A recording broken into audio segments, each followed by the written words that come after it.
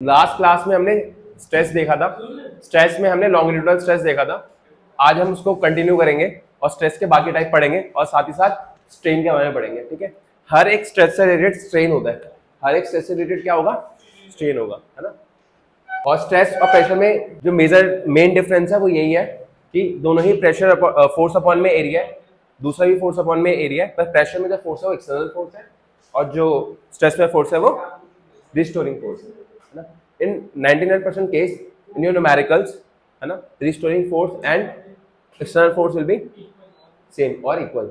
और मैंने ये भी बताया था कि कोई भी मटेरियल के पास इलास्टिक प्रॉपर्टी क्यों होती है, मिनिमम एनर्जी का कॉन्सेप्ट बताया था इसके अंदर मैंने, है ना, स्टेबिलिटी का कॉन्सेप्ट बताया था। अच्छा, एक और चीज मैंने बता दी थी, वो क्या थी कि इलास्टिक मटेरियल क्या से होते हैं और इलास्टिक मटेरियल कौन से होते हैं, सब बता दिया था मैंने, है ना। इलास्टिक मटेरियल कौन से होते हैं, जो अपने शेप को रिगेन करते हैं, और प्लास्टिक जो बिल्कुल भी रिगेन नहीं कर पाते, है ना। देखो स्ट्रेस क्या है, स्ट्रेस देख लो एक बार। When a body is subjected to a deforming force, the restoring force developed per unit area is known as stress. ठीक है, F R by A, restoring force by area. अच्छा, एरिया कौन सा लेना है, जो फोर्स के क्या हो, परपेंडिकुलर हो। ठीक है, कोई दिक्कत कोई परेशानी। इसकी ऐसे यूनिट होती है न्यूटन मीटर स्क्वायर, और डायमेंशन तो निकाल ही लोगे यार, डायमेंशन निकालना कौन सी बड़ी चीज है ना, डायमेंशन निकाल लोगे ना। मैं कह रहा हूँ सबका डायमेंशन याद भी नहीं करोगे, तुम बार बार निकालते रहोगे, उससे याद हो जाएगा, है ना। वैसे ही बहुत सारी चीजें याद करने के लिए सबका क्या याद करते रहोगे, बस फोर्स, फोर्स का याद रखो, फोर्स का तो ऐसे ही याद रहता है। फोर्स का क्या होता है भाई, एम एल टी, यही होता है, अपॉन में एल स्क्वायर कर दो। मतलब बहुत, अगर तुम्हारी कैलकुलेशन ठीक है और तुम्हें डायमेंशंस पता है कुछ बेसिक चीज के, तो बहुत इजीली निकाल लोगे। अब स्ट्रेन क्या है, स्ट्रेन समझो, the relative change in configuration of a body on applying deforming force is called strain. मतलब उसके डायमेंशन में कितना चेंज हुआ अपॉन में ओरिजिनल डायमेंशन क्या थी। एग्जांपल के लिए मैंने तुम्हें बताया था, मान लो एक सिलेंडर है, अगर इसका ओरिजिनल डायमेंशन मान लो ये लेंथ है, ये एल इनिशियल है, ठीक है बेटा। अगर मैं इस पे एक कंप्रेसिव फोर्स लगाऊं तो क्या होगा, इसकी लेंथ थोड़ी सी, अच्छा सिर्फ लेंथ में ही चेंज आएगा क्या, एरिया में भी चेंज आएगा, तो ये तुम्हारा क्या हो गया, एल फाइनल हो गया। ठीक है, अब समझने की कोशिश करना कि चेंज दोनों हुआ है, एक एरिया चेंज हुआ है, ठीक है, इसको मैं ए इनिशियल बोल देता हूं, और एक वॉल्यूम चेंज हुआ है, सॉरी वॉल्यूम सेम रहेगा, लेंथ चेंज हुई है, ये ए फाइनल हो गया। मतलब बेसिकली चेंज क्या हो रहा है, लेंथ भी चेंज हो रहा है और एरिया भी चेंज हो रहा है। कांस्टेंट क्या है, वॉल्यूम कांस्टेंट है। और वॉल्यूम, वॉल्यूम का एक फॉर्मूला हमेशा ध्यान रखना, volume is area multiply by,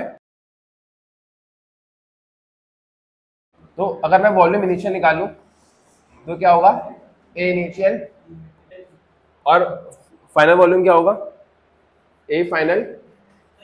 तो कांस्टेंट क्या रहेगा, वॉल्यूम कांस्टेंट रहता है, ये ध्यान रखना है।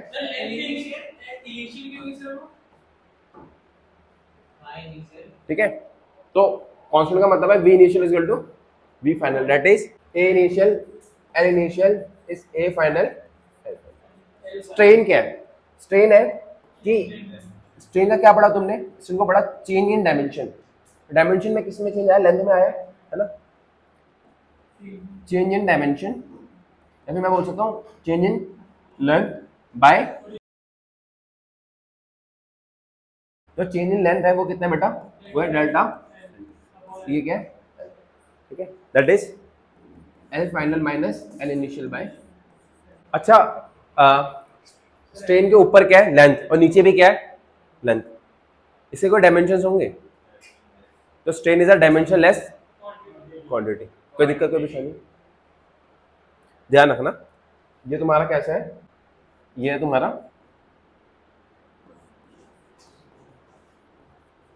डायमेंशन। अच्छा, कोई यूनिट होंगे इसकी, डायमेंशन लेस भी है, यूनिट लेस भी है, क्योंकि यूनिट भी नहीं होंगे इसके, यूनिट ऊपर नीचे कैंसिल आउट हो जाएगा। कोई दिक्कत कोई परेशानी, ठीक है। हमारे पास जो स्ट्रेस है, स्ट्रेस क्या है, रिस्टोरिंग फोर्स अपॉन में एरिया। स्ट्रेस हमारे पास तीन टाइप के हैं, एक है लॉन्गिट्यूडनल, दूसरा है टेंजेंशियल,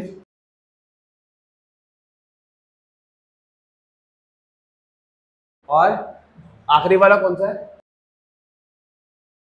वॉल्यूमेट्रिक, या फिर इसका एक और नाम होता है हाइड्रो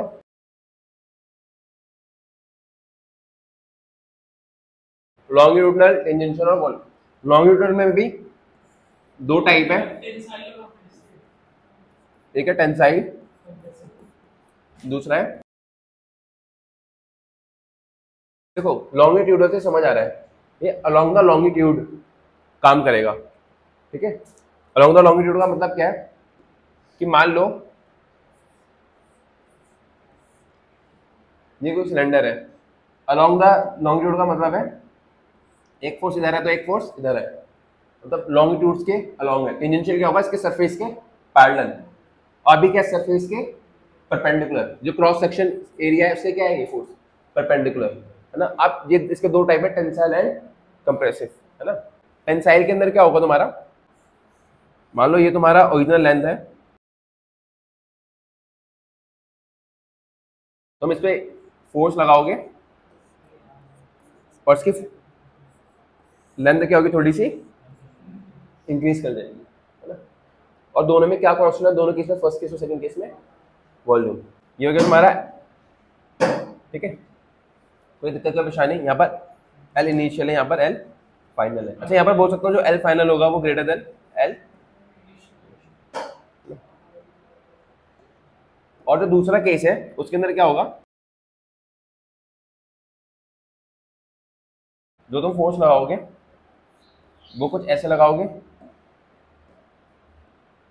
और ऐसे फोर्स लगाने से तुम्हारा क्या होगा, ये थोड़ा सा कंप्रेस हो जाएगा, इसमें area of cross section increase हो जाता है, पर दोनों केस में अभी भी क्या सेम है, वॉल्यूम, ठीक है।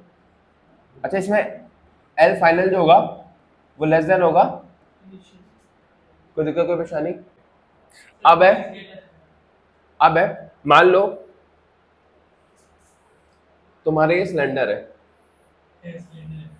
ठीक है, इसमें तुमने टेंजेंशियली समझ रहे हो, parallel to the surface force लगाया। जब तुम इसको इस सही से फोर्स लगाओगे तुम कुछ टाइम बाद क्या देखोगे, ये सिलेंडर ना कुछ इस टाइप से हो जाएगा,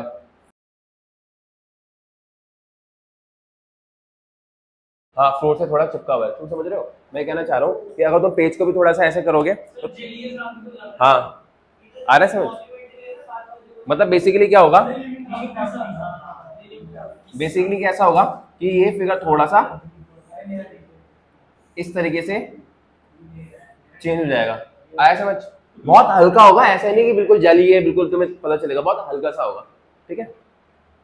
अब ये मान लो इसका एल इनिशियल है, ठीक है, और जो इसके चेंज आया है इसको बोल देता हूँ डेल्टा एक्स, और इसको बोल देता हूँ थीटा, क्या बोल देता हूँ, और ये एल है। क्या तुम मुझे टेन थीटा बता सकते हो क्या होगा, टेन थीटा क्या होगा, टेन थीटा होगा perpendicular by base, that is delta X by. अच्छा एक चीज बता रहा हूँ बहुत इंपॉर्टेंट है, मैथ्स की है, शायद तुमने पढ़ा होगा पर मुझे पता है तुम लोगों ने कुछ नहीं पढ़ा, कि सुनो मैथ्स की चीज बता रहा हूँ, स्टार मार्क कर लेना, बहुत बार पढ़ोगे। sin theta is approximately equal to tan theta which is approximately equal to theta। ये कब होता है, अरे सर उसकी बताने लग रहे थे, और ये कब होता है, if theta is very small, जब sin theta is equal to tan theta is equal to theta तब हो सकता है जब थीटा क्या हो बहुत ज्यादा छोटा। अच्छा जब मैंने इसको टेंजेंशियल फोर्स लगाया तो ये थोड़ा सा साइड करेगा, बहुत ज्यादा साइड कर जाएगा, बहुत कम करेगा, तो ये डेल्टा एक्स बहुत छोटा होगा।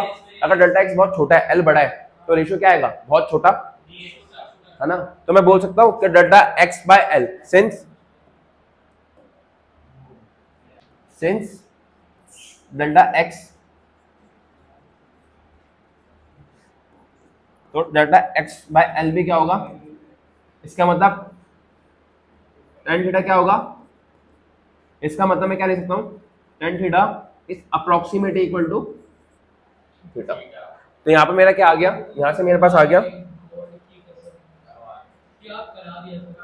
यहाँ से मेरे पास आ गया जो हमारा थीटा है। अच्छा थीटा क्या है, यही स्ट्रेन है तुम्हारा, इसमें स्ट्रेन ऐसे जो डेवलप हुआ है, डायमेंशन क्या हुआ, टेंजेंशियली चेंज हुआ है ना, जो ये tan थीटा है यही क्या तुम्हारा स्ट्रेन, ये क्या तुम्हारा स्ट्रेन, तो इसमें स्ट्रेन क्या है theta, that is delta X by L. Last है वॉल्यूमेट्रिक, लास्ट केस है हमारा वॉल्यूमेट्रिक वाला। तुम एक बात समझो, देखो सबसे कम कंप्रेसिव कौन होता है, सॉलिड बहुत कम कंप्रेसिव होते हैं, है ना, और सबसे ज्यादा कंप्रेसिव होते हैं एयर, गैसेस, है ना, गैसेस सबसे अब मैं कंप्रेसिबिलिटी की बात करूं तो गैसेस सबसे ज्यादा कंप्रेसिबल है, उसके बाद लिक्विड है, उसके बाद सॉलिड, है ना। आप समझने की कोशिश करो, मान लो तुम पे ऐसे कोई लिक्विड है, या फिर ऐसा मान लो कि तुमने वो देखे बैलून आते हैं, उसमें लाइट वाले नहीं, वाटर बैलून्स भी होली के टाइम पे अगर तुम उसको प्रेस करोगे तो उनका वॉल्यूम थोड़ा सा क्या होता है, बहुत हल्का कम होगा। वाटर को कंप्रेस करना इतना इजी नहीं है, पर ये चलो तुम एयर का केस ले लो, अगर इसके अंदर पूरी एयर फिल है, अगर मैं इसको प्रेस करूंगा तो प्रेस हो जाएगा, इसका वॉल्यूम क्या होगा, थोड़ा कम हो जाएगा। अच्छा एक बात बताओ, इसमें हमेशा से कंप्रेसिव ही पढ़ते हैं, क्योंकि हम वॉल्यूम नहीं बढ़ा सकते ऐसे खींचिए, तो इसमें हमें क्या पढ़ेंगे मैक्सिमम टाइम, कंप्रेसिव, क्या पढ़ेंगे कंप्रेसिव, है ना। तो जब मैंने यहाँ से पी एक्सटर्नल लगाया, क्या लगाया, पी एक्सटर्नल, तो अंदर डेवलप होगा पी इंटरनल, ताकि ये पी एक्सटर्नल उसको क्या कर पाए, बैलेंस कर पाए।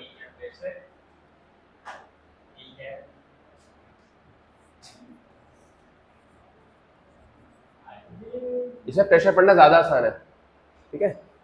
अब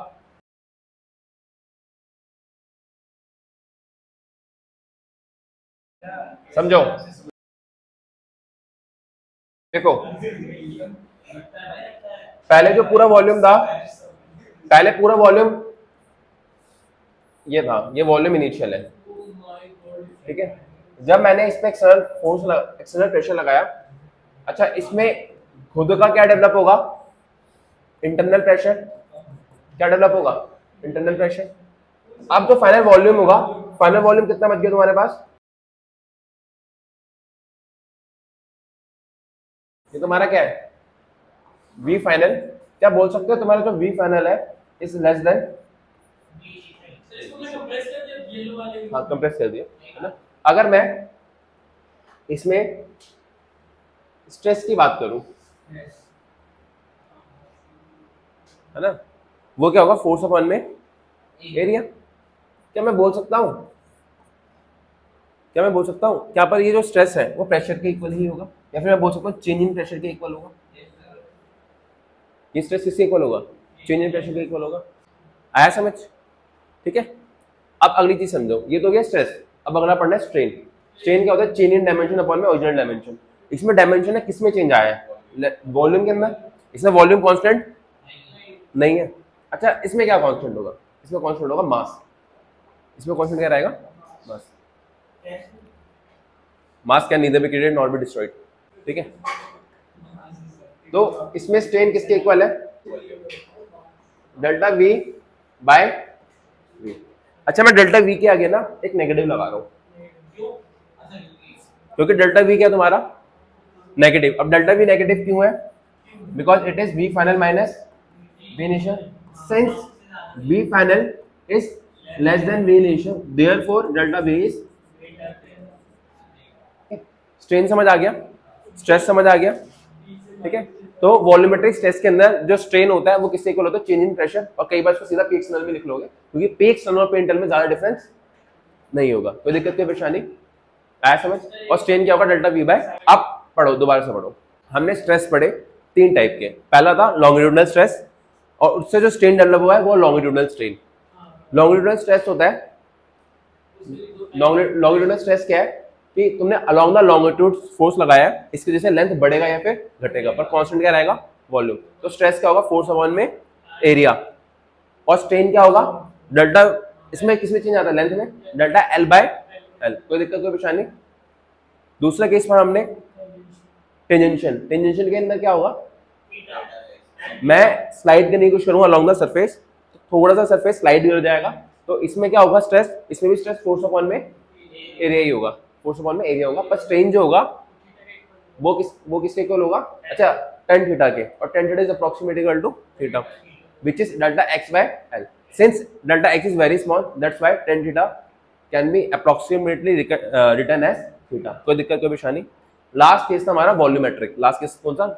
और इसको देखो वॉल्यूमेट्रिक इसका एक्चुअल नाम है, हाइड्रोस्टैटिक का जब वाटर का यूज हो रहा हो, समझ रहे हो? वॉल्यूमेट्रिक सब में लग जाएगा। इसका यही एग्जांपल क्या है? हाइड्रोस्टैटिक। हाइड्रोस्टैटिक मतलब वाटर, ठीक है। इसमें क्या चेंज होगा? वॉल्यूम चेंज होगा। तो इसमें जो स्ट्रेन होगा वो किसके इक्वल होगा? Minus delta V by V. और स्ट्रेस किसके इक्वल होगा? डेल्टा पी के। कोई दिक्कत कोई परेशानी? एक भी वर्ड में सुनो। अभी देखो मैंने लॉन्गिट्यूडनल स्ट्रेस पढ़ा दिया, अब डेफिनेशन देख लो, समझा तो दिया ही है। द रिस्टोरिंग फोर्स एक्टिंग पर unit area along the length is called longitudinal stress. इसमें दो टाइप पढ़े, एक है टेंसाइल, दूसरा है compressive. When a cylinder is stretched by two equal forces applied normal to its cross section area, the restoring force per unit area developed in this case is called tensile। ये मैं पहले समझा चुका हूँ, बस मैं रीड करके बता रहा हूँ। सेकंड केस में क्या है? When a cylinder compressed under the action of a deforming force, the restoring force per unit area is called compressive stress। कोई दिक्कत कोई परेशानी? अगला स्ट्रेन कौन सा पढ़ा था मैंने? अच्छा, जो लॉन्गिट्यूडनल स्ट्रेच है, स्ट्रेन डेवलप हुआ, उसका नाम था longitudinal strain. The ratio of change in length, इसमें चेंज क्या होता है? लेंथ का चेंज होता है to original length of the body is called longitudinal strain, है ना? Delta L by L. अब देखो ये दो केस पढ़ाया था ना मैंने, एक ये पढ़ाया था जिसमें ये कौन सा केस है? टेंसाइल। और ये कौन सा केस है? कंप्रेसिव। अगला था tangential. If two equal and opposite deforming force are applied parallel to the, उसमें क्या है? Perpendicular to the cross section area। इसमें क्या है? Parallel to the cross sectional area of the cylinder, there is a relative displacement between the opposite faces। मतलब जो दोनों face है, इन दोनों के इसमें क्या हुआ? Relative displacement हुआ, ठीक है। The restoring force per unit area developed due to the applied tangential force is known as tangential or shearing stress। इस tangential का एक और नाम होता है, that is शेयरिंग स्ट्रेस। ये ध्यान रखना, शेयरिंग, है ना? तो ये होगा एफ टेंजेंशियल बाय एरिया। ये क्या तुम्हारा स्ट्रेस, और इससे जो स्ट्रेन डेवलप हुआ उसका नाम होगा शेयरिंग और tangential strain, that is delta X by L. ये लिखा है ना यहाँ पर, इसे रिप्रेजेंट कर रहा हूँ, ठीक है। लास्ट था कंप्रेसिव स्ट्रेस, है ना? When a cylinder compressed under the action of a deforming force, the restoring force पर unit area is called compressive stress.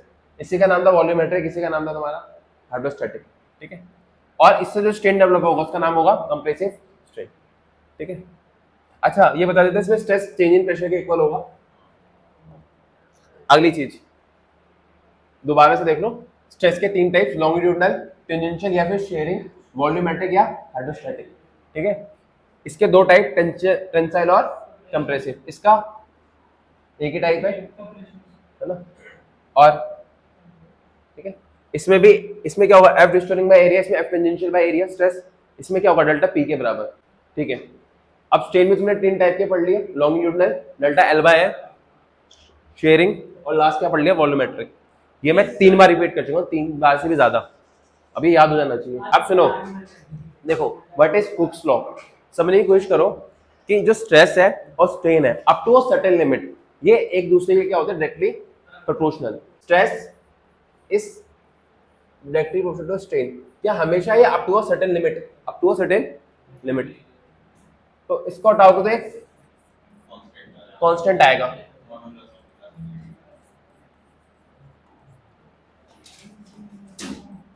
ये क्या होगा? स्ट्रेस बाय, और इसको क्या बोलते हैं? मॉडुलस ऑफ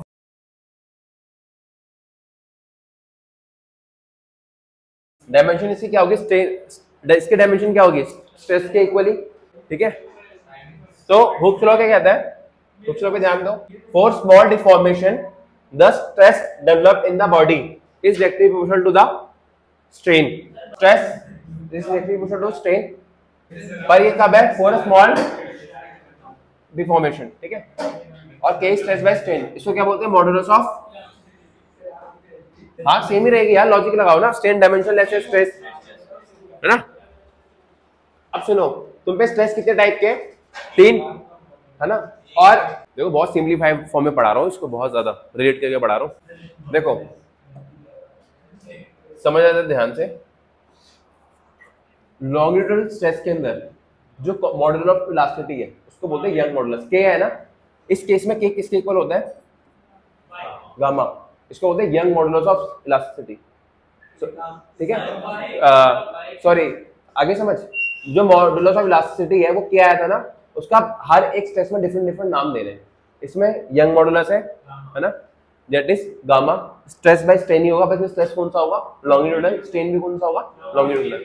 दूसरा होगा शेयर मॉडुलस ऑफ इलास्टिसिटी, इसको मैं जी से रिप्रेजेंट करूंगा। दैट इज शेयर, ये क्या होगा? Shear stress upon shear strain. और वॉल्यूमेट्रिक में वॉल्यूमेट्रिक स्ट्रेस अपॉन वॉल्यूमेट्रिक। ठीक है, और इसमें क्या होगा? Bulk modulus. मतलब मैंने बोला कि जो मॉडुलस ऑफ इलास्टिसिटी है उसका डिफरेंट डिफरेंट केस में डिफरेंट डिफरेंट नाम है, मतलब सेम ही है। अगर तुम्हारा लॉन्गिट्यूडनल है तो उसका नाम क्या है? Young modulus. और जब टेंजेंशियल है तो शेयर। और आखिरी क्या है? Bulk modulus. तुम सबसे ज्यादा पढ़ोगे इसके बारे में, बल्क मॉडुलस और यंग मॉडुलस। इसका नाम सबसे ज्यादा सुनोगे, इसको तो बहुत ही कम पढ़ रहे होते हैं। 99% केस में यही दो आ रहे होते हैं, ये तो बहुत रेयर केस में आता है। ठीक है, तो शेयर यंग मॉडुलस याद रहेगा। यंग मॉडुलस क्या है? Longitudinal stress upon longitudinal. और वॉल्यूमेट्रिक क्या है? Volumetric stress upon volumetric. कोई दिक्कत, कोई परेशानी? अच्छा देखो, आप समझने की कोशिश करो। जो यंग मॉडुलस है वो क्या है? Stress by strain. मैं इतना याद रखूंगा। और स्ट्रेस क्या होता है? फोर्स अपॉन में एरिया। और स्ट्रेन क्या होता है? Delta L by L. तो मैं इसको सॉल्व करूंगा तो क्या जाएगा? Force multiply by L A into. इतना याद करने की जरूरत है? यहाँ है प्लस बुद्धि है, यहाँ पहुंच जाओगे। ये आता है प्लस बुद्धि है, यहाँ पहुंच जाओगे। ठीक है, ये मोस्ट इंपॉर्टेंट है। दूसरा है बल्क मॉडुलस। बल्क मॉडुलस क्या है? ये भी स्ट्रेस बाय। अच्छा मुझे एक बात बताओ, स्ट्रेस किसके इक्वल होता है?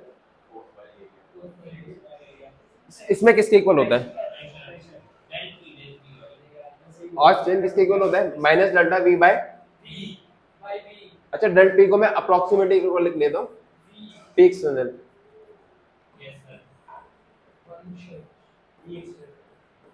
ये कुछ ऐसा आ गया, P external multiply by volume divided by. आ गया समझ? देखो मेरे पास ये सारा का सारा डाटा ना पहले से है, पर मैं तुम्हें लिख लिख के इसलिए दिखा रहा हूं ताकि तुम्हारे दिमाग में। अब सुनो, बल्क मॉडुलस का उल्टा होता है कंप्रेसिबिलिटी। बल्क मॉडुलस का अपोजिट क्या, रेसिप्रोकल क्या होता है? कंप्रेसिबिलिटी। अच्छा एक बात बताओ, कंप्रेसिबिलिटी ज्यादा होगी तो बल्क मॉडुलस क्या होगा? इनवर्सली प्रोपोर्शनल होगा। तो सबसे ज्यादा कंप्रेसिबल कौन है? गैस। तो गैस के लिए जो बल्क मॉडुलस है सबसे कम होगा ना। कंप्रेसिबिलिटी सबसे ज्यादा किसकी है? समझो बात को।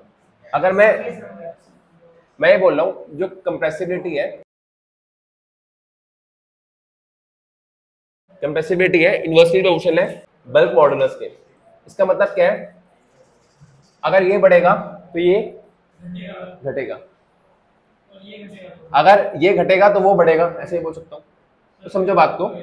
अगर मैं कंप्रेसिबिलिटी की बात करूं,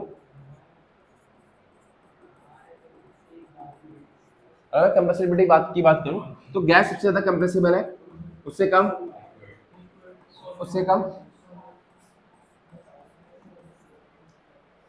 अगर मैं बल्क मॉडुलस की बात करूं तो ये उल्टा हो जाएगा। सबसे ज्यादा बल्क मॉडुलस किसका होगा? सॉलिड का, फिर लिक्विड का, और फिर सबसे कम किसका होगा? गैस का। ये किसका है? अब सोचो, ये सब याद करने की चीज है, थोड़ा सा दिमाग है तुम इजीली कर लोगे। दिमाग चाहिए बस, है ना? तो बुद्धि is very important in physics. ठीक है, बस एक ये वाला क्वेश्चन करेंगे, उसके बाद आज की क्लास ओवर। एक क्वेश्चन बस। चलो एक काम करो, मैं नेक्स्ट क्लास में क्वेश्चन कराऊंगा तो रिवाइज करके आना।